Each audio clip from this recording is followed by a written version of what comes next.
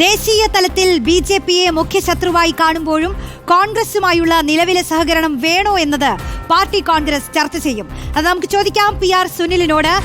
സുനിൽ, ഈ കോൺഗ്രസുമായുള്ള തെരഞ്ഞെടുപ്പ് ധാരണകൾ സംഘടനാപരമായി ഗുണമൊന്നും ചെയ്തിട്ടില്ല എന്നതാണ് പാർട്ടി അവലോകനത്തിലുള്ളത്. അപ്പോൾ എന്തായിരിക്കും ഔദ്യോഗികമായി എടുക്കുന്ന ഒരു തീരുമാനം? ഇക്കാര്യത്തിൽ വലിയ തീരുമാനങ്ങൾക്കുള്ളൊരു സാധ്യത ഇപ്പോൾ കാണുന്നുണ്ടോ? രോഷ്നി, സംഘടനാ റിപ്പോർട്ടിനും രാഷ്ട്രീയ റിപ്പോർട്ടിനും ഒപ്പം തന്നെ പാർട്ടി ഒരു അവലോകന റിപ്പോർട്ട് കൂടി ഈ പാർട്ടി കോൺഗ്രസിൽ അവതരിപ്പിക്കുന്നുണ്ട്. ഈ അവലോകന റിപ്പോർട്ടിലാണ് പ്രത്യേകിച്ച് ഇന്ത്യ സഖ്യം രൂപീകരിച്ചതുമായി ബന്ധപ്പെട്ട സാഹചര്യം, ഒപ്പം തന്നെ കോൺഗ്രസുമായുള്ള തെരഞ്ഞെടുപ്പ് സഖ്യം, ഇതൊക്കെ തന്നെ വിവരിക്കുന്നത്.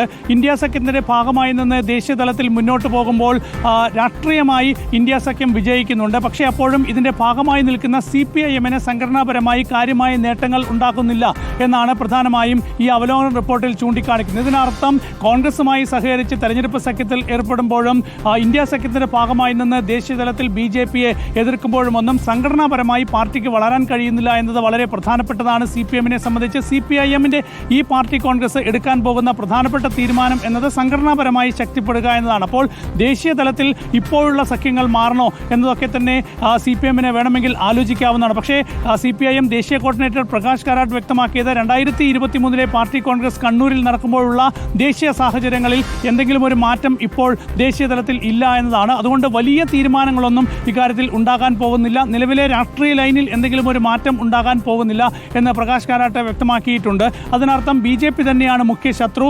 കോൺഗ്രസുമായുള്ള സഹകരണം, ദേശീയ തലത്തിൽ തെരഞ്ഞെടുപ്പ് സഹകരണം സംസ്ഥാനാടിസ്ഥാനത്തിൽ തുടരാനുള്ള സാധ്യതയും തള്ളിക്കളയാനാകില്ല. അപ്പോഴും ഇത്തരം സാഹചര്യങ്ങളിൽ വേണമെങ്കിൽ ഒരു അകലം വേണോ എന്ന കാര്യം ഒരുപക്ഷെ CPM-ന് ആലോചിക്കാവുന്നതാണ്. പക്ഷേ നിലവിലെ രാഷ്ട്രീയ സാഹചര്യത്തിൽ സംഘടനാശേഷി വർദ്ധിപ്പിക്കാനുള്ള നീക്കങ്ങൾ നടത്തുമ്പോഴും പാർട്ടിക്ക് ഒരു ദേശീയ പാർട്ടി സ്റ്റാറ്റസ് നിലനിർത്തുക, അത് തിരിച്ചു പിടിക്കുക. നിലവിൽ തെരഞ്ഞെടുപ്പ് കമ്മീഷന്റെ സർവേ നടന്നാൽ CPIM ദേശീയ പാർട്ടിയാകില്ല, ഒരു സംസ്ഥാന പാർട്ടിയായി ചുരുങ്ങും. അപ്പോൾ അങ്ങനെ ഒരു സാഹചര്യത്തെ മറികടക്കാനായി പാർട്ടിയുടെ വേരുകൾ കൂടുതൽ ശക്തിപ്പെടുത്തുക, രാഷ്ട്രീയമായി വളരാൻ ശ്രമിക്കുക. അപ്പോൾ സംഘടനാശക്തി വർദ്ധിപ്പിക്കാനായി ഈ പാർട്ടികളിൽ നിന്ന് വിട്ടുനിൽക്കാൻ കഴിയാത്തൊരു സാഹചര്യവും CPM-നെ സംബന്ധിച്ചുണ്ട്. അതുകൊണ്ട് ആ സാഹചര്യങ്ങളൊക്കെ വിലയിരുത്തിയായിരിക്കും ഒരുപക്ഷെ പുതിയ രാഷ്ട്രീയ ലൈൻ തീരുമാനിക്കുക. പക്ഷേ അപ്പോഴും വലിയ എന്തെങ്കിലും ഒരു മാറ്റത്തിലേക്ക് CPIM പോകാനുള്ള സാധ്യതയില്ല.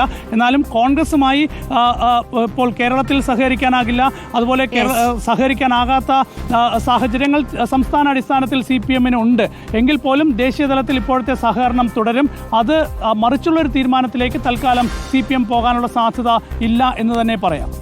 PR സുനിലാണ് വിശദാംശങ്ങൾ നൽകിയത് മധുരയിൽ നിന്ന്.